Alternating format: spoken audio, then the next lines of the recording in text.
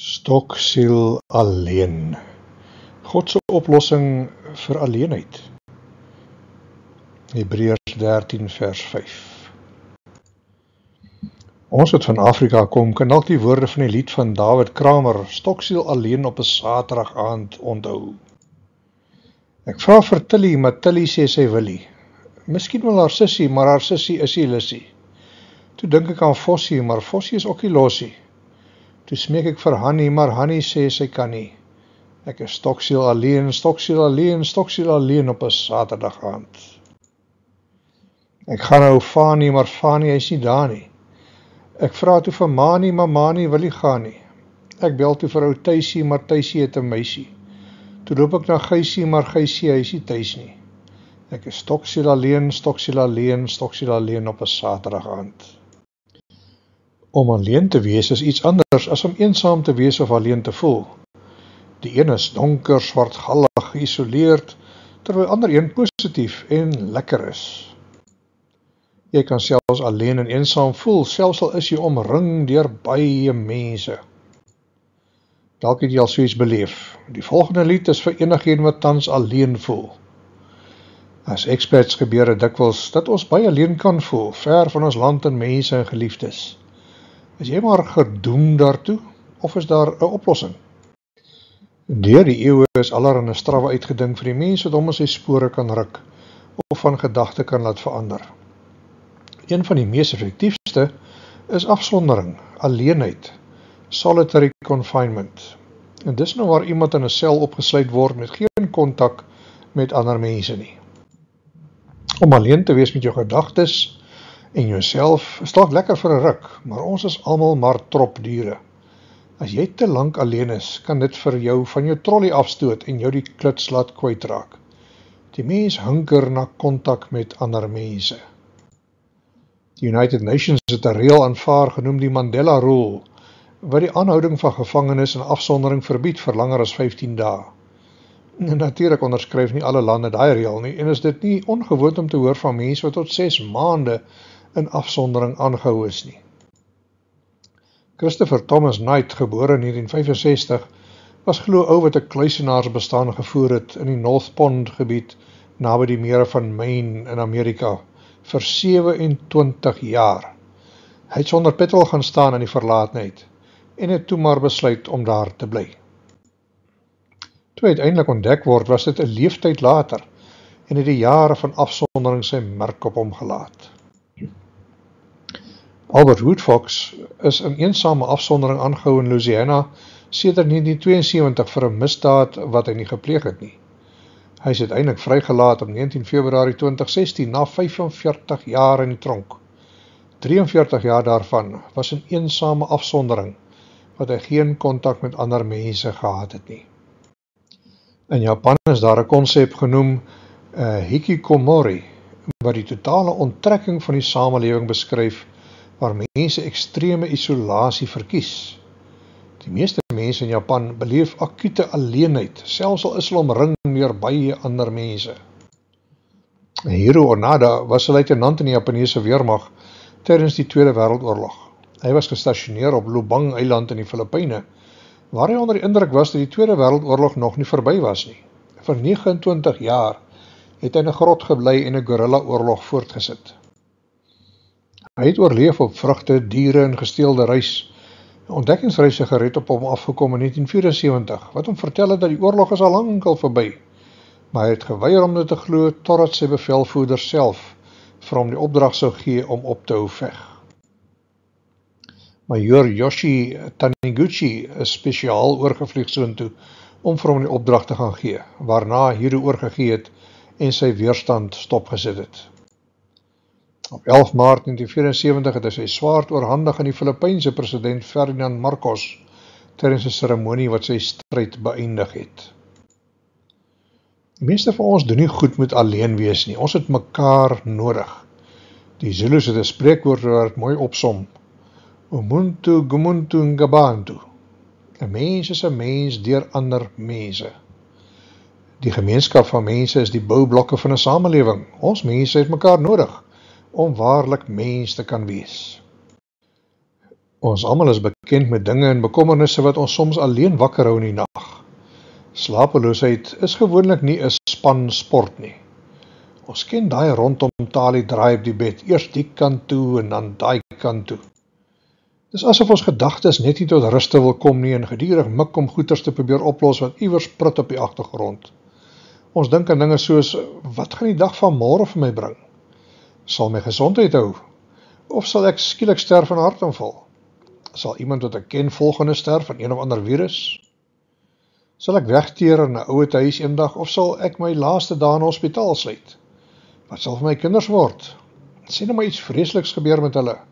Wie gaan dan vir ons sorg as ons oud en mankoliek is? Enkelopenes wonder of hulle ooit iemand sal vind om mee te trou. Getroudes dink weer aan al hulle vriende wat deur 'n egskeiding is en wonder of hulle huwelik sterk genoeg is om dit tot op die einde te maak. Sal ek ooit lank genoeg leef om eendag my kleinkinders te sien? Waar sal ek wees oor 10 jaar? Ons almal het vrae wat ons nie met sekerheid kan antwoord nie. Die koerantartikels help nie eens veel om ons gerus te stel nie en probeer hulle bes om te ploeg met sensasie en skokkende opskrifte. Paniek tref die wêreldmarkte, angs pak maatskappye oor die wêreld heen toe. Die volgende virus gaan baie erger wees as die vorige een. Die kosketting is besig om te breek. Mense slaan vuis in die winkel om toiletpapier in die hande te kry. Sensasie. 'n Paar jaar gelede het ons almal intiem bekend geraak met die coronavirus. Die wêreldwye pandemie het ons daaraan herinner dat ons nie in beheer is nie, maar dat ons meer kwesbaar is as wat ons gedink het. Niemand sou dit ooit kon glo dat lande sou toegaan of dat vlugte gekanselleer word nie, of dat toiletpapier so gewild sou raak nie. Een van die simptome van die pandemie was uiterste alleenheid en isolasie. Dit het party van ons teen die mure uitgedryf en ons laat verlang om daarom net iemand anders te sien en te kry. Veral mense in ouete huise is afgesluit van hulle families en kon net deur die venster vir mekaar waai. Ek wonder of daar nie meer mense daardie tyd dood is van eensaamheid as van die virus nie. Een ding wat die hele pandemie ons gewys het was, ons is nie in beheer nie en sal nooit in beheer wees nie. Dis juist in sulke onseker tye wat ons kan staatmaak op die beloftes wat God gemaak het. As 3 waarhede wat ons te behoort bemoedig, wanneer ons alleen of geïsoleerd voel. Die eerste ene, moenie jou bekommer oor môre nie, want God is alreeds daar. Wanneer jy begin wonder of jy kop bo water sal hou in die tyd wat kom, kan jy maar weet, dat die toekoms nie vir God onverhoeds betrap het nie. Iemand voel een keer dat hy 'n boodskap van die Here moet aanstuur en iemand wat besig is om paniekerig te word, oor die onseker tye wat voorlê. Sy briefie het gelees, "Don't worry, I've got this, God." Dalk is dit nodig dat ons gereeld daaraan herinner word, dat God in beheer is, dat hy tot alles in staat is, dat niks vir hom te moeilik is nie. Tweedens, God beloof om met jou te wees, ongeag wat met jou gaan gebeur. Dis waar vandag en ook môre en die res van die jaar. Jy kan nie God se genade opgebruik nie. Die mens mag al kom en gaan, maar die Here se genade en omgee en liefde hou vir altyd. Derdens, jy is nooit alleen nie. God dink aan jou op hierdie oomblik. Hy sal jou nie vergeet nie, want hy kan jou nie vergeet nie. Vir al ons vrese sê die Here eenvoudig, ek is met jou, vir altyd en altyd. Daar in Hebreërs 13 vers 5 staan dit so geskryf. Wees tevrede met wat julle het, en moenie heeltyd agter geld aanhardloop asof dit die belangrikste ding in julle lewe is nie. God het mos gesê, ek sal jou nooit alleen los nie, en ek sal jou nooit in die steek laat nie. Ander vertaling sê, julle gedrag moet vry van geldgierigheid wees. Wees tevrede met wat julle het, want hy het gesê, ek sal jou nooit begewe en jou nooit verlaat nie. God het geweet dat ons sal begin twyfel in sy belofte. Dis draai hy dit toe in 5 negatiewe. 2 keer herhaal hy 2 Griekse woorde wat nee beteken. Dan voeg hy nog 'n ander woord by wat ook nee beteken. Dit is al moeilik om dit in Afrikaans tot sy volle uiting te vertaal. Dis het vertalers maar bloot 2 keer die woord nooit gebruik. Letterlik staan daar, ek sal jou nooit, nooit, nooit, nooit verlaat nie of alleen los nie. Absoluut nooit nie. Ek wil sien in die Bybel lees is dat God vir iemand sê, ek is met jou, soos aan Jesaja 41. Wees nie bevrees nie, want ek is met jou. Kyk nie angstig rond nie, want ek is jou God. Ek versterk jou, ook help ek jou, ook ondersteun ek jou met my reddende regterhand. Maar hoe lyk dit in die praktyk?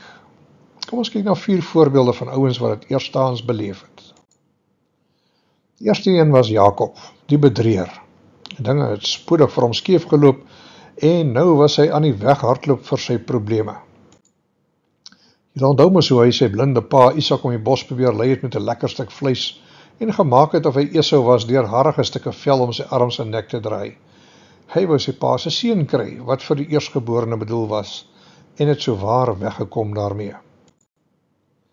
Maar Esau was briesend toe hy agterkom dat sy broertjie 'n triek op hom getrek het en het hom agterna gesit. Dit was vir hom die laaste strooi. Hy was so kwaad. Hy kon lentsiesop van Jakob maak. Jakob moes vlug vir sy lewe. Jakob was 2 dae lank op pad alleen en ontnigter. Hy het al sy broue verbrand toe hy sy pa mislei het en sy broer se seun gesteel het. Jakob se geknoeiery het alles opgemors en sy familie verskeur. Sy broer wou hom doodmaak omdat hy sy pa se seun gesteel het en dinge het maar beroerd vorentoe gelyk. Dis toe wat hy 'n onverwagte boodskap vanaf God kry. 'n Belofte wat hy nooit verwag het nie. Een nag, met 'n klip as sy kussing, het hy in die wildernis geslaap onder die sterre alleen, verwerp, verstote, 'n gejagte man, voelvry verklaar. 'n Man sonder 'n toekoms. Daardie nag droom hy van engele wat op en afklim teen 'n leer uit die hemel. Sover ons weet het God nog nooit voorheen met Jakob direk gepraat nie, maar skielik kry hy eerstehands met God te doen. Genesis 28. Onthou een ding Jakob, ek is by jou. Ek gaan saam met jou, waar jy ook al gaan. Eendag sal ek jou weer na hierdie plek en hierdie land terugbring. Ek sal jou nie los voordat ek al my beloftes aan jou waargemaak het nie. God het verskyn aan sy oupa Abraham, en het gepraat met sy pa Isak, maar tot op hier het God nog nooit met Jakob 'n ontmoeting gehad nie. Ek is seker, dit was die laaste ding wat Jakob verwag het, en dit het nogal gebeur terwyl hy op vlug was. En dikwels roep God juis na ons, wanneer ons in pyn is en ontwortel voel. Daardie nag hoor Jakob die stem van die Here. Hoekom sou God ooit met hom wou praat, na alles wat hy aan sy pa en Esau gedoen het? Hy was nie die goeie in die verhaal nie, maar die bedrieër, die skurk, die misleier. God sal tog nie met hom iets te doen wil hê nie, of hoe? Maar God ontmoet hom daardie nag, in sy desperaatheid, terwyl hy besig is om alles wat vir hom bekend was agter te laat. Hy het gevlug vanaf sy broer, gehardloop vir sy lewe. Hy was 'n skuldige man en is uitgevang, 'n man sonder 'n toekoms. Maar nou praat God so waar met hom. God neem die inisiatief. C.S. Lewis stel het so: Pain is God's megaphone to rouse a sleeping world. The Lord whispers in our pleasure, but he shouts in our pain. Nou op sy laagtepunt was Jakob uiteindelik gereed om te luister na die Here, om sy stem te hoor. Toe die pynlike waarheid omtref, het hy nêrens meer gehad om heen te vlug nie. Dalk het hy gewonder hoekom hy nou weer sy broer bedrieg het. Miskien het hy gewonder hoe dit sou wees as God hom net vroeër ontmoet het. Dan sou dinge dalk nie so skeef geloop het en vir hom so sleg uitgedraai het nie. Dalk het hy gevoel God was nie destyds daar vir hom nie. Dis moes hy maar self sien kom klaar as hy eie potjie krap. Maar met hierdie droom onder die sterrehemel sê God vir hom: Jakob, ek is nader aan jou as wat jy dink ek is. Ek was met jou toe jy destyds vir Esau 'n rad voor die oë gedraai het en sy swakheid uitgebuit het met jou pot lensies op. Ek was daar toe jy jou pa bedrieg het om jou broer se seun vir jouself te kry. Ek was daar toe die pop op die fan gestryk het en jy moes vlug vir jou lewe. Orals waar jy heen gaan, sal ek egter met jou wees. Daar op die onbekende pad na Haran het Jakob dalk skuldig gevoel oor sy verlede, oor alles wat hy aangevang het om bo uit te kom. Hy was vol vrese vir die onbekende toekoms en hy was onseker oor hoe dinge van nou af vir hom sou uitdraai.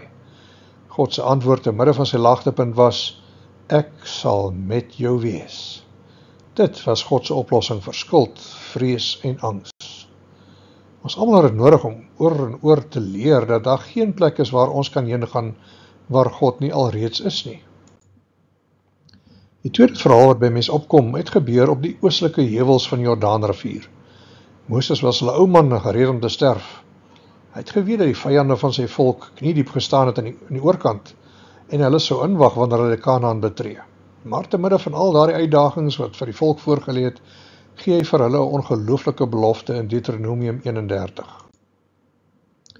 Wees sterk, wees dapper en vol geloofsvertroue. Moenie bang wees vir al hierdie mense nie. Die Here jou God trek voor julle uit. Hy sal julle vyande verslaan. Hy sal julle nie in die steek laat nie. Julle is nie alleen nie. Die Here is saam met julle. Toe Moses vir hulle die boodskap gee dat die Here met hulle was en dat hulle vyande sal verslaan, het hy natuurlik gepraat oor al die nasies in die beloofde land wat verwyder sou moes word. Dit sou insluit die Jewiete, die Hethiete, die Girgasiete, die Amoriete, die Jebusiete, die Peresiete en die Gergaseners. Dit was sommer 'n lang lys van bad guys wat oor in die rivier gewoon het. Die beloofde land was nie leeg nie, maar vol van ander nasies. Toe Winston Churchill die eerste minister was van Engeland, het die nasies onstuitbaar gelyk en die vernietiging van Engeland net 'n kwessie van tyd. Hitler was suksesvol in elke land wat hy oorgeneem het en sy weermag het oral oor die destydse Europa opgeruk en dit oorgeneem. Tydens sy eerste toespraak as eerste minister het Churchill baie eerlik gepraat. Ek het niks om aan te bied nie, behalwe bloed, harde werk, trane en sweet. Die opeenvolgende jare het die waarheid van sy woorde onderstreep. Die Israeliete het met 'n wiskundige probleem gesit. As jy al die bad guys van die beloofde land sou bymekaar tel, was hulle heeltemal te veel om teen te veg. Hulle was gedoem van die begin af om hierdie ouens te wil aanpak. Maar die vraag is altyd, wie is aan jou kant? As God met jou is, kan jy nie verloor nie. Ja, daar sou bloed, harde werk, trane en sweet wees, maar wanneer jy veg met God aan jou kant, kan jy nie verloor nie. Dit was die boodskap aan die volk van God, nog voor hulle die eerste tree oor die rivier geneem het. Die derde prentjie het mens raak sien gebeur 'n paar weke later. Moses was nou al dood. Joshua was die nuwe leier wat die volk van Israel moes inlei na die beloofde land. Die Jordaanrivier het nog steeds tussen hulle in die beloofde land gevloei, en daar sou 'n reeks gevegte voorlê wat vir hulle vir 7 jaar sou neem om te voltooi. Die vraag het nou baie persoonlik geraak. Is Joshua mans genoeg vir die uitdaging? Sou hy die pyp kan rook? Sal hy die mas kan opkom? Hierdie was God se belofte aan hom. Jou hele lewe lank sal niemand jou kan oorwin nie. Ek sal by jou wees, soos ek by Moses was. Ek sal jou nooit in die steek laat of jou alleen los nie. As jy bietjie sou nadink oor hierdie ongelooflike belofte, moet jy nie die sinnetjie in die middel miskyk nie. Ek sal met jou wees soos ek by Moses was. Joshua het alles omtrent Moses geweet, want hy was Moses se regterhand die laaste 40 jaar. Moses het destyds voor die farao van Egipte gestaan en gesê, laat my volk trek. Toe die farao weier, het Moses het weer gesê. God het die farao se hart verhard, sodat hy geen genade sou toon nie. En toe die 10 plaae die land getref.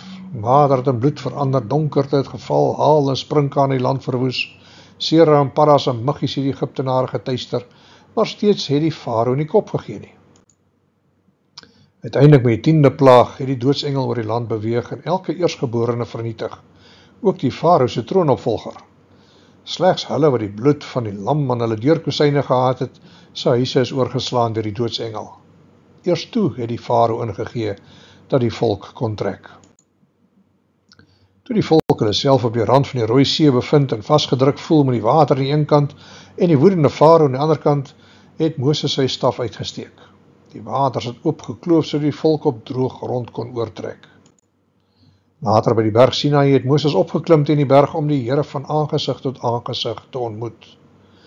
Hy het daar die 10 gebooie ontvang, wat op klip geskryf is, deur die hand van God.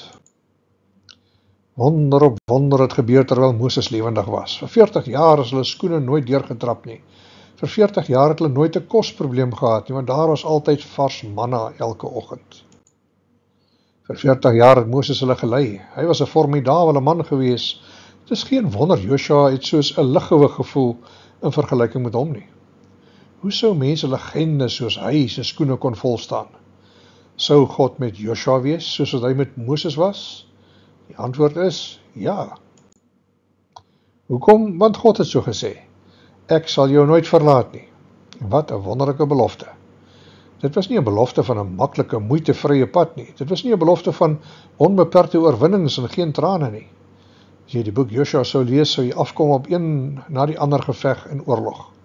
Maar God het gesê, jy sal moet veg vir die land wat ek vir jou gaan gee, maar ek sal saam met jou gaan. Baie jare later kom ons by die 4de toneel waar koning Dawid graag 'n tempel vir die Here wou bou in Jerusalem.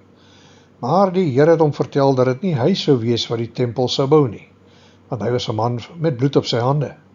God se huis moes gebou word deur 'n man van vrede. En Dawid het dit so aanvaar en uiteindelik sy seun Salomo beveel om vir die Here 'n huis te bou. Hierdie was Dawid se woorde van aanmoediging vir sy seun in 1 Kronieke 28. Wees sterk, moenie huiwer nie, maar begin die werk doen. Moenie bang wees of jou bekommer nie, want die Here God, my God, is by jou. Hy sal jou nie in die steek laat of van jou af pad gee nie. Hy sal toesien dat al die werk aan sy huis reg gedoen word. Dit is nogal 'n swaar las om op 'n jong man te lê. Salomo was later wel bekend as die wysste man op aarde, maar hy was ook die opvolger van die man wat bekend was as iemand so na aan God se hart. Joshua het Moses opgevolg en dit was al klaar moeilik, maar Moses was nie sy pa nie. Dit is swaar om 'n kind te wees van 'n beroemde man, en Dawid was natuurlik 'n leier en 'n begaafde musikant en 'n magtige vegter. Hy het stamme verenig en die hele nasie geïnspireer. Sonder twyfel is hy die grootste koning wat Israel nog ooit gehad het. Hoe kan jy so iemand se skoene volstaan en 'n opvolger wees van so 'n standaard? Ons kry so 'n kykie in die druk waaronder hy was toe Dawid die leiers vra om sy seun te ondersteun. Koning Dawid het toe vir die hele vergadering gesê, my seun Salomo, wat deur God self gekies is as volgende koning, is jonk en onervare. Die Hebreëse woord wat hier gebruik word vir onervare kan ook beteken delikaat, sag, bedees, skugter, skamerig, huiwerig, angsvallig, sku. Duidelik het Dawid gewonder of sy seun in staat sou wees om sy skoene vol te staan en die tempel namens hom te kan bou. As ek nou Salomo was, destyds, sou ek ook bang en bekommerd gewees het of ek in my pa Dawid se voetspore kon loop en die pas kan volhou. Ek wonder, het dit al ooit met jou gebeur dat jy gevoel het dat jy nie mans genoeg is vir die taak wat voorlê nie? Het jy ooit gevoel dat jy nie iets kan doen nie? Het jy ooit gevoel soos 'n bedrieger wat net wag om uitgevang te word? Dat jy voorgee om iets te wees wat jy definitief nie is nie? Maar vir so iemand het God 'n belofte gehad. Ek sal jou nooit in die steek laat nie. Ek sal jou nie alleen los nie. Ek sal jou in staat stel om die werk te voltooi waarvoor jy geroep is.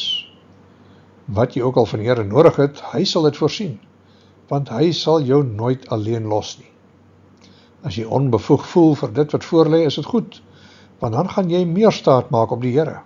Hy sal jou nie alleen los nie. Hoe weet ons dis waar? En daar is verskeie maniere om daarna te kyk. Ons kan eenvoudig onsself herinner aan wat God alles in die verlede gedoen het. Vat as ware 'n verkyker en kyk terug na die pad wat hy met jou geloop het tot hier. Hy het ons gebring deur diepe waters, donker nagte, bitter trane. As hy ons toe nie verlaat het nie, hoekom sou hy dit dan nou doen? Dink terug aan al die gebede wat God beantwoord het. God sal nooit iets begin wat hy nie kan klaarmaak nie. Elke keer as ek op die grootpad ry na Dubai, sien ek 'n reeks halfgeboude woonstelblokke op linkerkant wat nooit klaar gemaak is nie, omdat die eienaars bankrot gespeel het of verdwyn het. Dit gebeur nooit met God nie. Wat hy ook al begin, maak hy klaar. Dis ook waar van jou en my.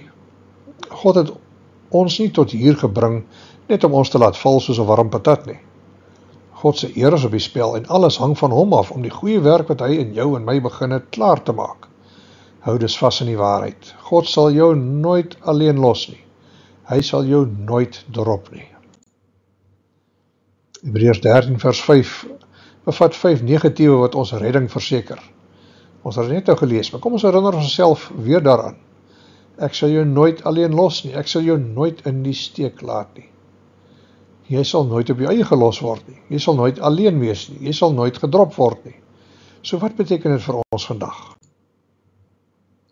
As ek soos Jakob skuldig voel, skep moed, want God sal jou nie verlaat nie. As jy soos Israel doodbang is, skep moed, want God sal jou nooit verlaat nie. As jy soos Joshua ongekwalifiseerd voel, skep moed, want God sal jou nooit verlaat nie. As jy soos Salomo is wat sag en skugter en onervare was, skep moed, want God sal jou nooit verlaat nie. God is aan die werk reeds in die toekoms, terwyl ons nog in die hede is.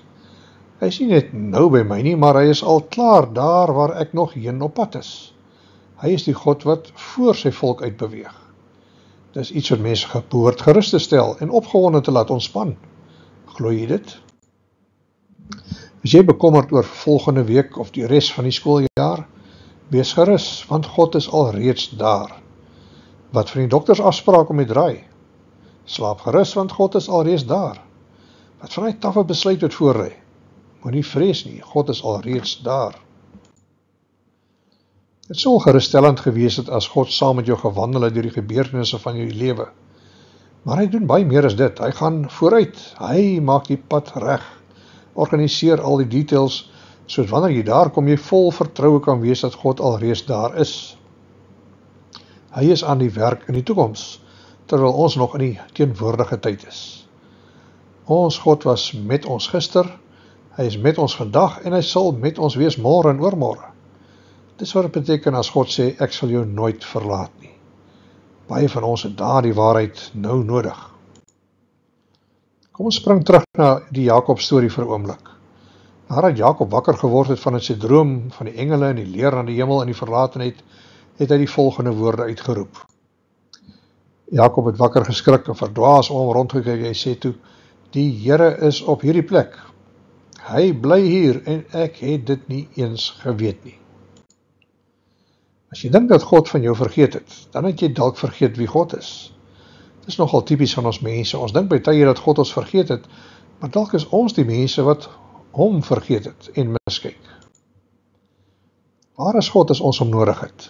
Hy is nog steeds presies daar waar hy nog altyd was. Maar ons het dit net nie geweet nie. Jy kan probeer weghardloop vanaf God na die ander kant van die aarde, maar as jy daar so aankom, sal hy jou daar inwag. Baie min mense ontmoet God tydens 'n erediens oor 'n naweek. Die kans is groter om God te ontmoet op jou sterfbed, of in die dal van doodskade weer, of in die vlakte van onnugtering, of in die poel van swaar kry, of wanneer jy jou werk verloor, of wanneer jou kinders siek is, of wanneer jou vriende jou in die rug gesteek het, of wanneer jou huwelik op die rotse is. Die kans is groter dat jy in God gaan vasloop tydens 'n ongeluk as tydens die koffietyd in die kafeteria na die kerkdiens. Dikwels gee ons nie aandag aan God totdat tragedie of moeilike omstandighede ons tref nie. Dan is dit asof ons opkyk hemel toe en sê, verseker is die Here in hierdie plek met my en ek het dit nie eens geweet nie. En nou word dit so beleef. When I realize that God has put me between a rock and a hard place, stay calm. Because he brought me here. He is going to do the heavy lifting. Dit bring ons terug by die groot belofte, jy sal nooit alleen wees nie. As kinders het ons in die sonnaskool geleer van, die Here is my herder. En die juffrou het ons dit ingedrul met 'n illustrasie. Kyk na jou hand. Vir elke vinger wat jy aan jou hand het, is daar 'n woord. Tel gerus op jou vingers die volgende 5 woorde af. Die Here is my herder. En dit beteken, die Here is heeltyd daar op die uitkyk vir my. Ek word deur hom gelei. Hy sal vir my sorg. Wanneer ek ook al bang is of alleen voel, hoef ek net na my vingers te kyk en die woorde te herhaal, die Here is my herder. Jy kan staat maak op hierdie belofte van God uit Jesaja 43. Waar jy ook al heen gaan, sal ek saam met jou gaan. Christene behoort die meeste vrede en kalmste mense op aarde te wees, want hulle ken die Here en hulle weet wie hulle toekoms vashou en beheer. God was met ons gister, hy is met ons vandag en hy sal met ons wees môre. Kort nadat my liewe skoonma gehoor dat sy sterwend is aan kanker, het die strome besoekers begin opdaag om afskeid te neem.